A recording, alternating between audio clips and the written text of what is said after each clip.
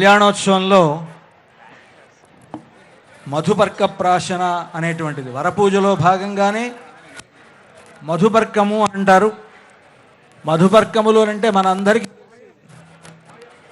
వస్త్రాలు సమర్పించడం అనుకుంటాం, కానీ తేనె పెరుగు కలిసినటువంటి మిశ్రమాన్ని అమ్మవారికి స్వామివారికి ఆరగింపు చేస్తారు.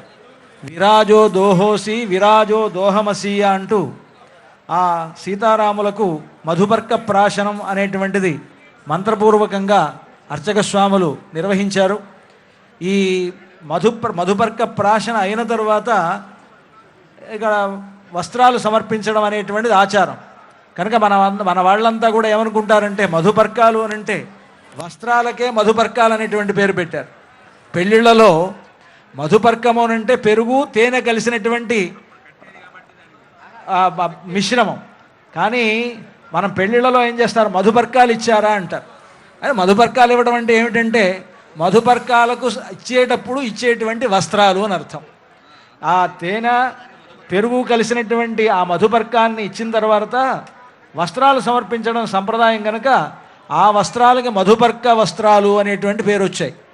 ఇప్పుడు ఈ సీతారాముల కళ్యాణ సందర్భంగా మనకు ఈ మధుపర్క వస్త్రాలను సమర్పిస్తారు.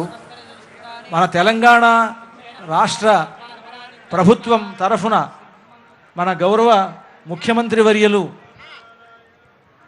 రేవంత్ రెడ్డి గారు రాబోతూ ఉన్నారు. వారికి పైన పూజ స్వామివారి మూలవర్ల దర్శనం అయిన తర్వాత ముఖ్యమంత్రి గారు మన ఈ భద్రాచల క్షేత్రం యొక్క పునరభివృద్ధి కార్యక్రమాలను ప్రారంభించి మన కళ్యాణ మండపంలోకి రాబోతూ ఉన్నారు.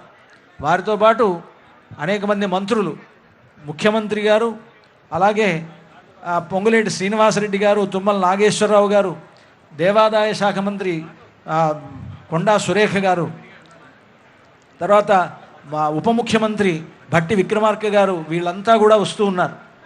ఇలాగ ఇంతమంది కలిసి ఈనాడు రాముని సేవలో తరించడం, రాముడికి చేసేటువంటి కైంకర్యం ఇది. రామచంద్రమూర్తి వీళ్ళందరినీ అంతా మన రాష్ట్రాన్ని అంతటిని కూడా చల్లగా చూస్తాడు అన్నమాట.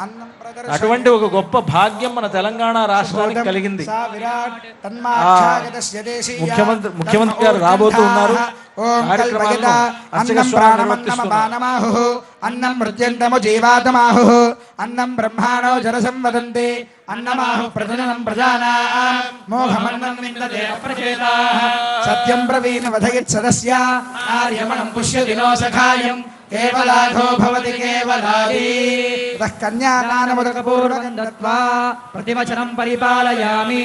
కన్యాదాన సమయే మహాసంకల్ప పఠనం కుర్యాత్ పునః సంకల్ప్య ప్రాణాయామం కృత్వా